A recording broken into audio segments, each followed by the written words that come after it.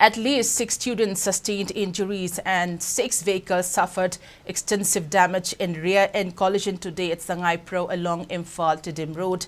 The condition of 2 of the injured students are said to be. The incident occurred around 2 p.m. at Manipur Mamang opposite SKTV office.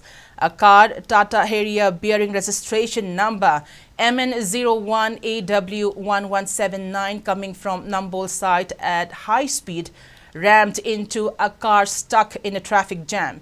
The impact was so powerful that it triggered a chain reaction, damaging around 6 cars in front of the Tata Harrier.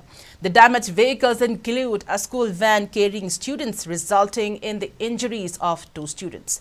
The injured have been evacuated to a nearby hospital.